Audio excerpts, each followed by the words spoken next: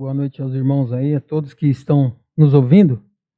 E ouvindo o pastor Edgar falando aqui, né, sobre essas tecnologias, né, essas plataformas que a igreja teve que providenciar, né, para poder transmitir os cultos, para poder transmitir as aulas da EBD, enfim, conseguir transmitir tudo aquilo que é necessário que você saiba, mesmo não indo à igreja, né? E aí eu fico pensando até que ponto, né? Que ponto nós chegamos, né? Que coisa mais maluca. E que essa noite que o Senhor clemente e misericordioso abra os nossos corações e mentes para que a gente possa ouvir, né? E levar à prática a sua palavra. Eu me incumbiram essa noite de trazer uma mensagem sobre esperança. E é complicado, né, para você falar de esperança nos dias de hoje, nos dias em que aos quais nós estamos vivendo, né? Parece uma penumbra, parece algo que não tem saída, né? Parece algo que nos aflige de todos os lados, né? Não só por questões, né, por conta dessa pandemia ou por conta de uma série de coisas. Mas, enfim, por conta de tudo, né? Por exemplo, ficar desempregado é um problema, não é? Principalmente nos dias de hoje. Mas, muito bem, eu trouxe para vocês aqui Salmos 37, do 1 ao 9. Vamos fazer uma leitura rápida. Se você estiver com a sua Bíblia aí, acompanhe. Se você não estiver, eu vou ler para você. O pastor Edgar falou que eu tenho 30 minutos, né, para falar e eu escrevi umas 20 páginas, mas então vamos ter que reduzir isso. Mas enfim, vamos lá. Salmos 37, do 1 ao 9. Não te indignes por causa dos malfeitores, nem tenhas inveja dos que praticam a iniquidade. O 2. Porque cedo serão ceifados como a erva e murcharão como a verdura. Confia no Senhor e faze o bem. Habitarás na terra e verdadeiramente serás alimentado. Deleita-te também no Senhor e te concederá os desejos do teu coração. Entrega o teu caminho ao Senhor, confia nele e ele o fará. Em algumas versões tem e o mais ele fará. Em outra versão, e tudo ele fará. Mas enfim, ele fará. Entrega o teu caminho ao Senhor, confia nele e ele o fará.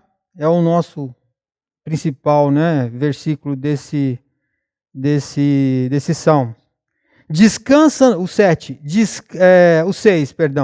e ele fará sobressair a tua justiça como a luz, o teu juízo como o meio-dia. O 7, descansa no Senhor e espera nele. Não te indignes por causa daquele que prospera em seu caminho, por causa do homem que executa astutos intentos. O 8, deixa a ira e abandona o furor. Não te indignes de forma alguma para fazer o mal. E o 9, porque os malfeitores serão desarraigados, mas aqueles que esperam no Senhor herdarão a terra. Por si só, eu já poderia parar aqui. A gente nem precisaria continuar falando sobre esperança, porque esses 9 versículos aqui do Salmo 37 já traria para a gente aí uma imensidão de coisas para que a gente possa ter esperança, né? Para a gente possa ter esperança em Deus, no Senhor Jesus. No 1 ele já fala assim, ele já dá uma ordem. Não te indignes. É imperativo, né? Não te indignes. No 2 ele explica o porquê. E aí, do 3 até o 8, ele vai falando, confia, deleita-te, entrega, ele fará, descansa, deixa. E aí no 9 ele explica o porquê, né? Então o salmista aqui ele estava tratando desse assunto sob a ótica da providência divina, né? Ele mostra aqui claramente a esperança, Ele mostra claramente a esperança daqueles que confiam, aqueles que deleitam-se, aqueles que entregam e aqueles que descansam no Senhor. Então, eu já poderia parar aqui para você analisar, para você refletir sobre isso. Porque ele traz uma reflexão sobre a sabedoria, com uma ênfase no contraste entre o justo e o ímpio. Essa era a ideia de Davi, nesse salmo. Trazer esse contraste. E mostrar também como é temporária a felicidade dos ímpios. Porque às vezes a gente fala assim, mas fulano está prosperando, fulano está isso, está aquilo, e às vezes a gente sabe que está fazendo alguma coisa de errado para prosperar, para sobressair sobre os outros, mas Deus está falando aqui, confia, deleita-te, descansa e deixa. A ideia aqui que eu trouxe para vocês é a esperança e o caos. Então, vale aqui a gente um pequeno adendo, que o caos hoje é um estado de completa desordem, confusão de ideias, amontoado de coisas que ninguém explica, uma desorganização mental, confusão. E antes do grego, o caos era antes quando não tinha nada, não tinha criação nenhuma. Então esse era o caos. E aí houve a criação e o caos foi dando lugar às coisas organizadas, assim como Deus criou. Mas hoje eles utilizam essa palavra caos para essa desordem, para trazer o que nos mostra, por exemplo, cada um tem o seu caos, Cada um vive um problema gigante.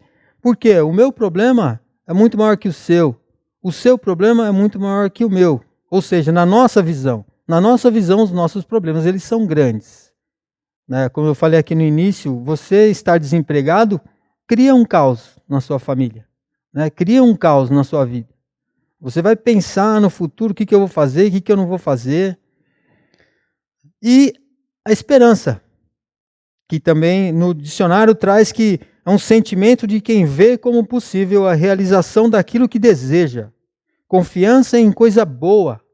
Esperança significa fé. Olha só o que o dicionário diz, Que esperança significa fé. Flexão do verbo esperançar. Então, a esperança é do verbo esperançar, não é de esperar. Esperar que algo aconteça. É de esperançar. Na terceira pessoa do singular do presente e do indicativo, aos professores de português de plantão aí. A esperança requer perseverança, acreditar que algo é possível, mesmo quando há indicações do contrário. Isso é para mim, é para você, que está vivendo nesses dias. Tudo diz o contrário, Tudo diz o contrário. Olha, você precisa ter fé, você precisa acreditar em Jesus, porque Ele morreu por você, e as pessoas estão dizendo o contrário disso. Você não precisa disso, vamos viver o hoje, Carpe diem, viva o dia, vamos viver o que está acontecendo agora, nesse momento, não interessa o futuro. Tudo diz o contrário, mas você traz a esperança dentro de si.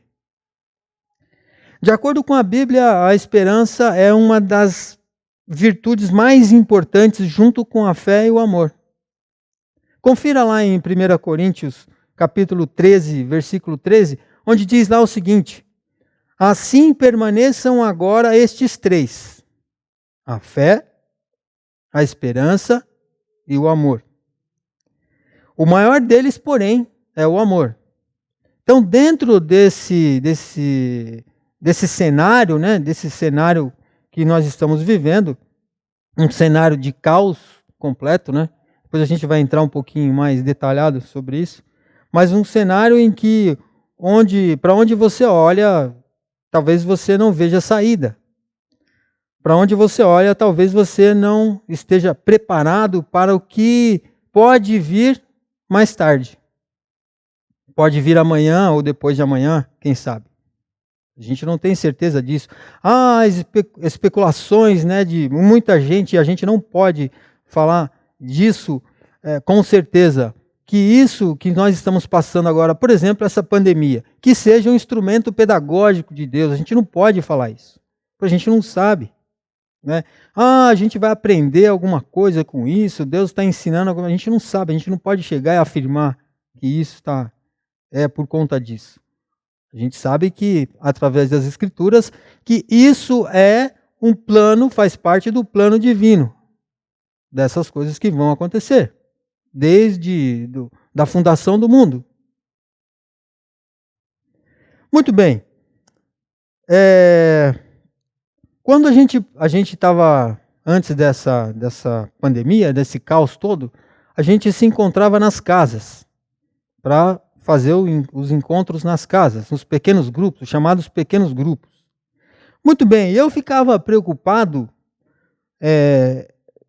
em alguns momentos, né, porque eu lia algum trecho da Bíblia, falava algum trecho da Bíblia para as pessoas, e algumas pessoas viraram para mim e falavam assim, rapaz, eu nunca vi determinado trecho da Bíblia dessa forma que você viu. Da maneira que você falou. Aí eu ficava pensando, né? Ou eles não estavam lendo a Bíblia, ou eu estava lendo e aquilo que eu falei era totalmente diferente, ou pior ainda, o que eu disse não estava lá. Aí eu ficava meio preocupado. Isso pessoalmente. Agora imaginem vocês, né, com todas essas tecnologias, parafernálias e tudo mais, falando para alguém, né, através de um vídeo, né, sobre o que está escrito na Bíblia e o que aquela pessoa interpretou, o que aquela pessoa viu ou que leu. Né, eu fico pensativo, mais preocupado ainda. Porque as tecnologias hoje, né, e aí você tem falhas na internet, você tem congelamento de imagem, você tem o som que falha, você tem uma série de coisas. Imagine essa comunicação minha ou de quem quer que seja fazendo essa transmissão de um grupo, um pequeno grupo, por exemplo. Né? E a gente sabe que tem essas dificuldades mesmo, né? E a gente sabia disso. A gente não pode ir à igreja física, né? A igreja vai até você. Ainda bem que ainda temos algum recurso tecnológico para que isso possa chegar à sua casa. Porque senão, né, lembra quando a gente falava antes, a brasa ela tem que ficar junto, porque senão ela apaga, não pode sair de junto da outra brasa. Imagine agora, estava todo mundo apagado, né? Porque está todo mundo distante um do outro. Né? E ainda bem que a gente ainda tem esse recurso aí. Mas para isso você tem que comprar, igual o pastor estava falando, comprar plataformas e tem que investir em equipamentos, enfim. Imaginem vocês as dificuldades. Né? Agora eu fico imaginando há 2000 anos atrás, quando Jesus, né, no seu processo aí de 3 anos, para espalhar o evangelho em toda aquela região, né? Uma região deserta, uma região inóspita, um judeu, né? Um judeu ali que aprendeu sobre o judaísmo, né? Cresceu sobre o judaísmo, falando coisas que ninguém tinha ouvido ali naquele momento. E hoje você está ouvindo coisas que provavelmente não ouviu antes. Para pensar. Durante 100 anos, Noé ficou falando para aquele povo lá, construindo a arca e falando para aquele povo, olha, presta atenção, olha, né, vai ter um dilúvio e tal. Mas enfim. Diante de tudo isso, né, a pergunta que não quer calar, né, é o que a vida tem que ter para valer a pena? Uma pergunta de séculos. Que ninguém consegue explicar. Ou, se você preferir, o que pode nos trazer esperança hoje, 5 de agosto de 2020? Nós vamos conseguir atravessar esse ano? Nós vamos conseguir sair de 2020? Nós vamos conseguir entrar em 2021 e contar essa história que nós estamos vivendo hoje? Nossa, vocês não sabem o que aconteceu em 2020. Isso aí vai estar no livro de história daqui a 5, 10 anos. Nós estaremos aqui para contar essa história. Muito bem, então o que a vida tem que ter para valer a pena? Ou o que pode nos trazer esperança? E aí a resposta de Jesus, o Nazareno, é fundamental, é impactante até hoje, mesmo dita lá 2000 anos atrás. E ele disse coisas que o povo não estava acostumado a ouvir naquela época. E hoje muitos pastores, muitas pessoas estão trazendo, à tona essas coisas que Jesus disse que fazia sentido para algumas pessoas daquela época. Igual hoje. Faz sentido para algumas pessoas, para outras não. Por mais que vivamos numa sociedade chamada plural, multicultural, a resposta de Jesus, quando ela é anunciada com clareza, com nitidez, ela produz um extraordinário impacto na vida daqueles que ouvem. Ela produz um impacto muito grande. A vida que de fato vale ser vivida segundo Jesus é uma vida dedicada ao outro. A gente está cansado de ouvir isso. Uma das lições mais importantes que Jesus deixou foi essa. Que a vida plena, a vida para ser vivida plenamente, para uma pessoa ser satisfeito na vida, vivendo plenamente, é a entrega. Aí a gente compara com a vida que a gente tem hoje, que é uma vida competitiva, com a gente preocupado com no nosso próprio conforto, com a nossa própria riqueza, com o nosso próprio poder, um mundo egoísta, um mundo individualista. E Jesus vem falando isso na contramão de tudo isso, assim como ele falava há 2000 anos atrás, na contramão do judaísmo. É a entrega que faz você viver plenamente. Eu vou dar um exemplo só do nosso próprio quintal.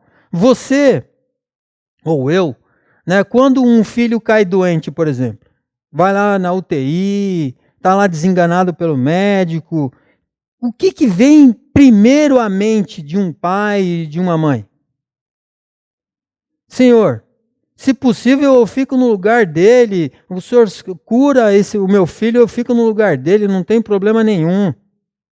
Aí primeiro que você gasta todas aquelas economias que você tinha guardado para você, com remédios, com médicos, com tudo que é possível ali. E aí não tem mais jeito. Aí você fala assim, Senhor, eu fico no lugar dele. Todo pai, toda mãe que sente esse amor, um amor que é de doação, de entrega, aí você começa a perceber que o amor, a abnegação é mais importante do que a própria vida. Porque você está pedindo para se colocar no lugar daquela pessoa que você ama. E assim, nós podemos perceber que a sua própria vida ela não faz sentido se você não tem amor, se você não tem entrega. Aprendemos com isso uma das maiores lições de Jesus de Nazaré, que o amor vale muito mais que a própria vida. E ele comprovou isso, se entregando por mim, se entregando por você ali, na cruz. Simples. É simples para explicar, mas não é tão simples para entender para algumas pessoas. Eu fico pensando aqui, no dia que ele se entregou lá, no dia que ele estava lá na cruz, lá, foi crucificado, foi espetado com a lança, foi torturado, e ainda assim ele se entregou para trazer para mim, trazer para você a esperança. Porque ele estava vivendo no caos ali, naquele momento. Era um caos. Ele estava sendo torturado, ele estava sendo perseguido, ele estava sendo morto. E ele estava trazendo ali a esperança, deixando a esperança exposta ali, naquele instante. Fico pensando também no indivíduo que estava do lado dele, que na hora ele falou: lembra-te de mim quando estiveres no paraíso. A esperança já atingiu aquele camarada ali, naquele momento. Eu fico pensando nas pessoas que não entenderam isso ainda. Não entenderam que a esperança, que há esperança no caos, né? Eu ia até colocar no título A com H, há de haver, né? Que há esperança no caos. Mas ela subsiste ao caos, ela existe junto com o caos. Tem o caos, mas tem a esperança. Qual dos dois você, pesando na balança, você quer? É claro, você vai falar da esperança, né? Ninguém quer o caos. Mas algumas pessoas ainda, esses inventores de males, eles querem que o caos seja instaurado, né? E esse caos, ele é meio que controlado, né? Ele meio que muita gente ganhando dinheiro com esse caos, né? Você vê os países aí subdesenvolvidos, gente ganhando dinheiro com testes para Covid, gente ganhando dinheiro com venda de pacotes de internet para você melhorar a sua internet, para você ter condições de você participar de alguma coisa, porque senão você fica fora. Eu desafio você amanhã a sair da sua casa e entrar num estabelecimento comercial sem máscara. Você não vai conseguir. Vocês estão entendendo? E aí, com essa coisa da internet, por exemplo, vai ter uma hora que você não terá condições, pelo menos aquelas pessoas mais humildes, aquelas pessoas que estão desempregadas, não terá condição de ter o acesso à internet para você ver um culto, por exemplo. Vocês estão entendendo que é um novo tecido que está se formando, né? E essa costura começou há muito tempo atrás, com as primeiras redes sociais, Facebook, não sei o quê, e chegando até onde nós estamos agora. E daqui para frente, novas tecnologias vão aparecer para dificultar ainda mais a vida de uns e facilitar a vida de outros, é claro, né? Pelo menos é o que querem que a gente pense. Muito bem, ficarmos temerosos com os dias e seus acontecimentos me parece natural, né? Natural do ser humano. O ser humano é assim, tem medo de alguma coisa, tem medo de outras e tal. Porém, não podemos deixar que isso domine o nosso ser. Isso não pode ser uma tônica na sua vida, na minha vida. Não podemos deixar que isso tire a nossa paz. Não podemos deixar que as incertezas dessa vida nos consuma, trazendo à tona a maior fraqueza do homem, que é a dúvida. Segundo Agostinho. Olha o que Jó nos diz, lá no livro de Jó 3, capítulo 3, versículo 25. Porque aquilo que temia me sobreveio, e o que receava me aconteceu. Temer alguma coisa, repito, temer alguma coisa é natural, né? Você teme ser assaltado, você teme, né, que você caia doente e não tenha como você, um recurso médico, enfim. É natural, né? Mas você não pode, né, assim como o Jó está falando, porque aquilo que temia me sobreveio. Temer o tempo todo. Você é filho de Deus. Jesus morreu por você. A esperança está com você. Nós estamos aqui neste mundo apenas para... Não estamos aqui nesse mundo apenas para ocupar espaço. Devemos ter em mente que a esperança, a fé e o amor andam juntos, né?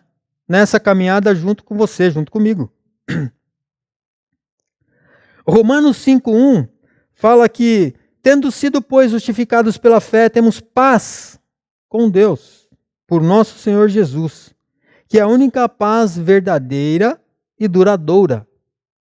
Então, às vezes, a gente entra nas nossas próprias contradições, que a minha paz não está aqui, a minha paz está em outro lugar, tá? Mas a sua paz é única e uma só. Essa é a esperança que nos move, é a esperança que nos nutre. Essa é a esperança que nos faz ser agradecidos. Essa é a esperança que nos motiva, nos impulsiona. É o que nos mantém olhando para o alvo. Essa é a esperança. É o que nos faz lembrar todos os dias que Deus está acima de todas as coisas, cuidando de nós. A gente poderia aqui ficar falando sobre uma série de coisas, né? Mais meia hora falando sobre isso. Mas o tempo passa muito rápido, né? O tempo passa voando. E eu queria finalizar aqui trazendo para você que a esperança é a resposta que a dor precisa. A esperança é a voz silenciosa que diz que algo precisa acontecer. Que a esperança é o combustível da alma. Nesses dias, né, de pandemia, nesses dias de caos, né, eu tenho lido bastante, né, eu tenho lido... E tem um livro que eu não poderia não falar para você sobre esse livro. O nome do livro é A Outra Face de Jesus. O autor é John MacArthur. Eu acho que todo mundo deveria ler esse livro. Mesmo aqueles que não são cristãos. Por curiosidade.